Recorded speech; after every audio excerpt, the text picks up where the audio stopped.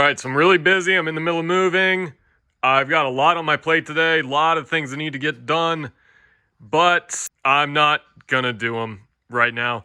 I woke up early this morning and I was all excited, and I got to AutoZone at 8:30 when they opened, and I decided I'm just gonna do a full tune-up on this thing. You know, it needs it. This truck, it's proven itself.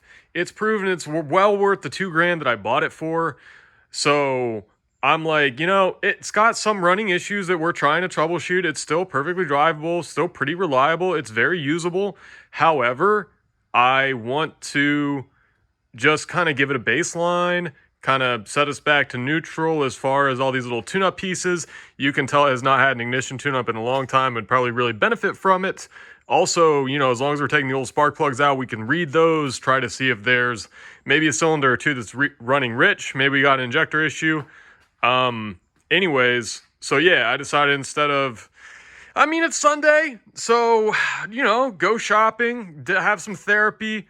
I've been working hard the last few days with this moving stuff, and I just don't feel like doing it right this instant. It would be a great day to take some loads into town because there's no traffic because it's Sunday, but this is what I feel like doing right now, so this is what I'm doing. It's called self-care. And so we are saving all our receipts on Craigslist Gold. We do not just throw dimes around and nickels like they're nothing.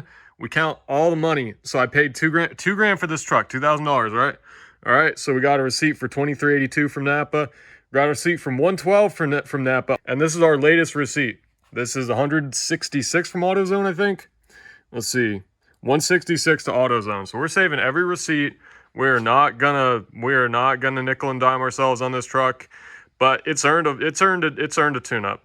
I'll say it's worth this much. All this stuff, honestly, pretty cheap. I'm going with Motorcraft Coppers. I was gonna do Platinums, and then I just Googled it this morning. Should you put Platinums or Coppers in a 302? And there was, people go kind of leave Brittany alone when you start talking about putting Platinums in a 302. So I'm like, whatever, guys. Fine, I guess we're just going to go with the Coppers. Gonna make sure they're gapped. Gonna check the gap on them before I throw them in. But hopefully this stuff's easy to do. I'm going to say a 43% chance that I break a spark plug off in a cylinder today, and this truck becomes a part of the house that I'm trying to sell here.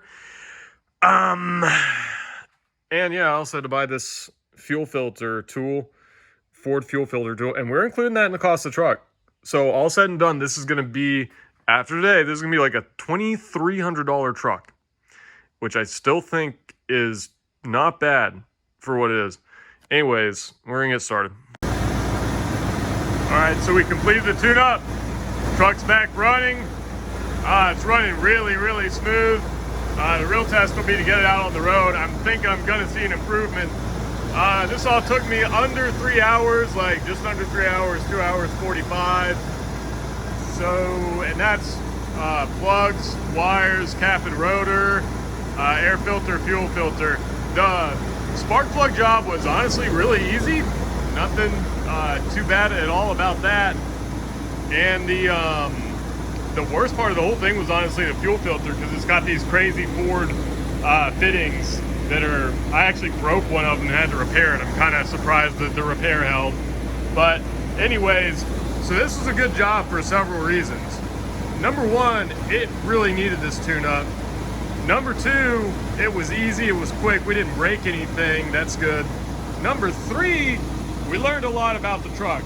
So basically, we're gonna go through, I'm gonna shut this down so we can hear a little bit better. But we're gonna go through and take a look at what we ripped out of this thing and what we can learn from what we're seeing. All right, so the first part of this tune-up that I did was the air filter.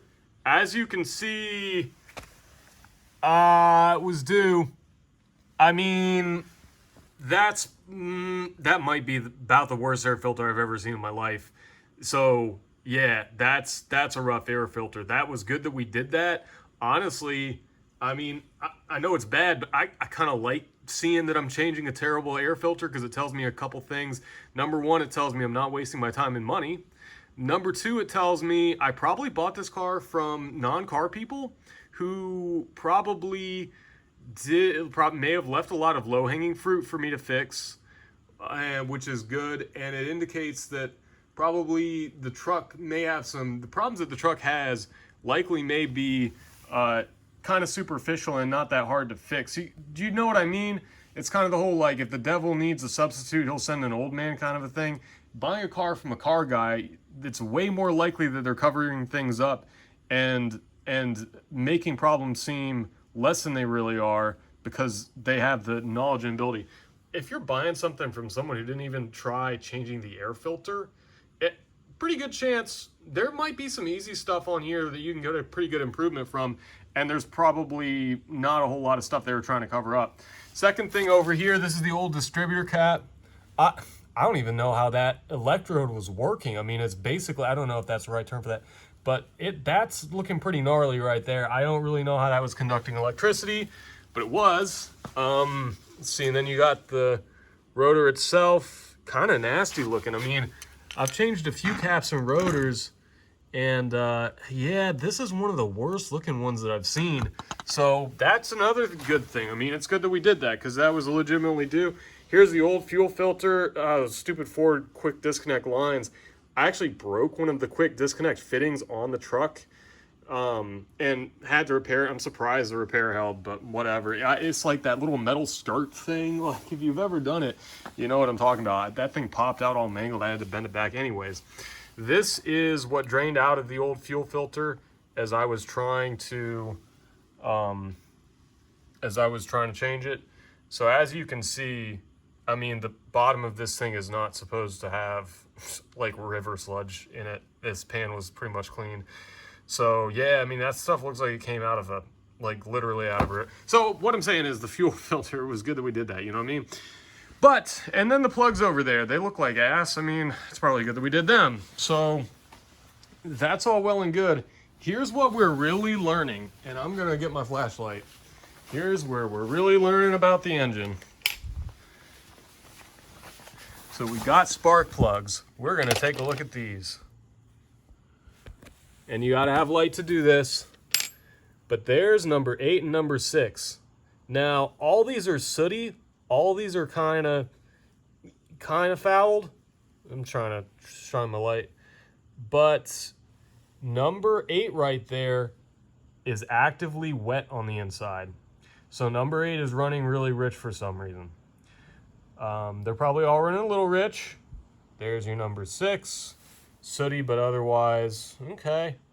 And then you got your number 4 and your number 2. They all look pretty similar. These are Motorcraft Platinums that we took out. They are being replaced with Motorcraft Coppers. But these are not a bad plug to run in here. And so then we're going to come back around here. And but they're old. They're definitely due. And so that is your number 7. 7 looks okay.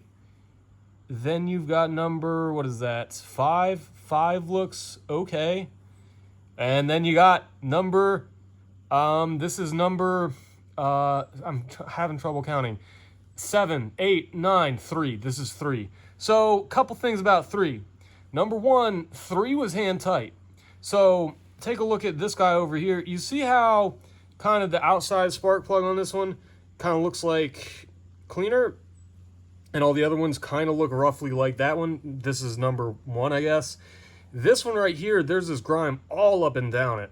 So that one wasn't in all the way. So we were probably getting some blow-by past it. So all that grime is probably like, you know, congealed oil and fuel that we're blowing past.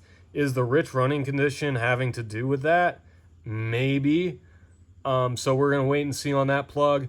But basically what I'm saying is 3 over here and then 8 over here. Those 2 we pulled, they were actively wet. The rest were dry. So we need to keep an eye on those. We don't want to foul our brand new plugs, but you know, they will at least probably mask some of the issues that we're having for a while. This one right here, this is number 1. Number 1, what was going on here was this one was severely out of tolerance on the gap.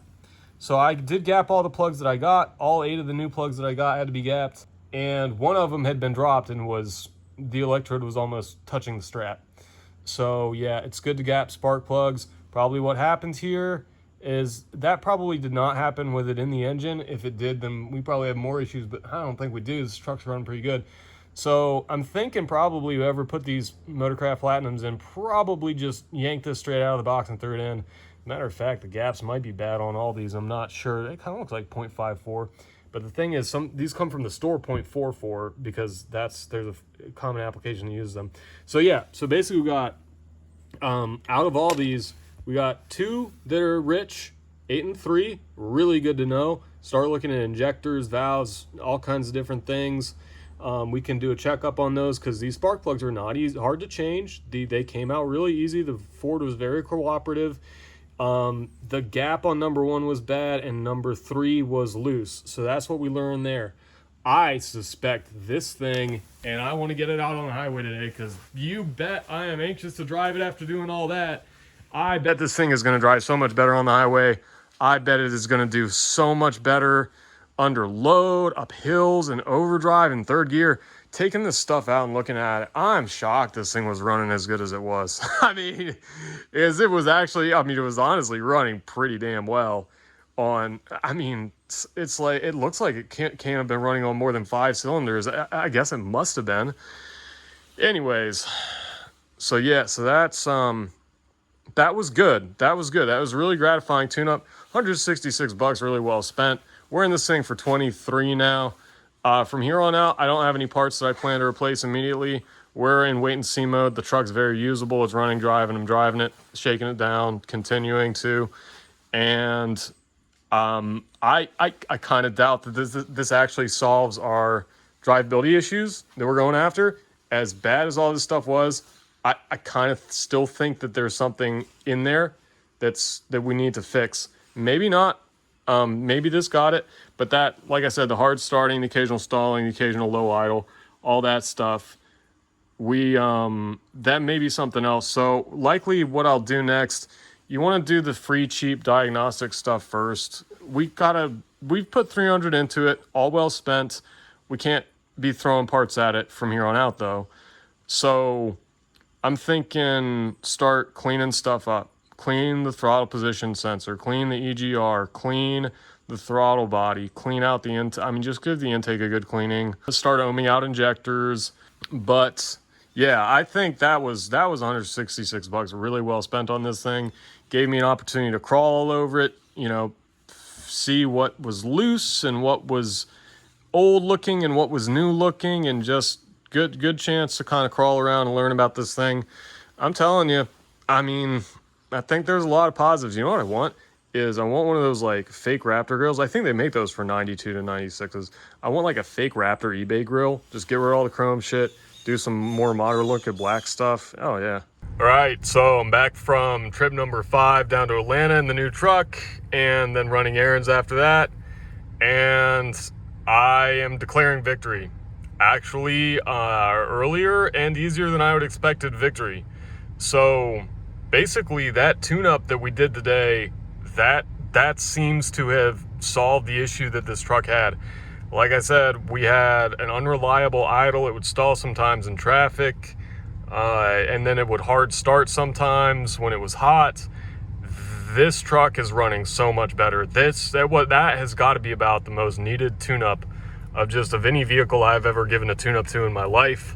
We're actually going to crack a cold one open because it's like 5 after 5. We've got a fresh pack of these things from the store. Yeah, we're just gonna go ahead and indulge. So this thing is good, is what I'm trying to tell you. We got things worked out. It is driving amazing.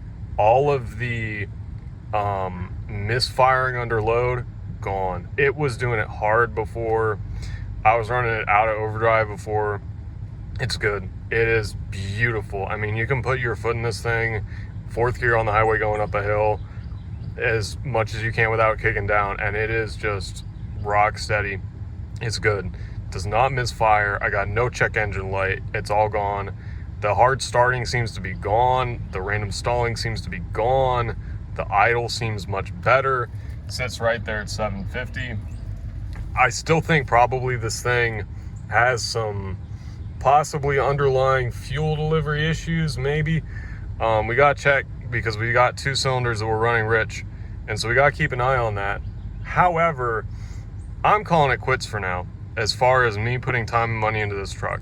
So I had 3 receipts on this truck after I bought it, and I showed you guys those. I think they were $100, $22, and $166. I got 3 receipts on this thing. We're in it for $2,300 after everything. I put a total of 3 hours of work in it today, 1 hour working it yesterday. So I put a total of 4 hours of work into this thing. It's, I mean, for my purposes, I'm good. I'm calling this thing complete. It charges good. It's got good oil pressure. It runs beautifully. Aside from that one time, the transmission is even good. The transmission's rebuilt. No AC is one of the few downsides at this point. The tailgate opens and shuts beautifully. It's a little thing, but if you've had a bunch of old trucks like this, you know exactly what I mean.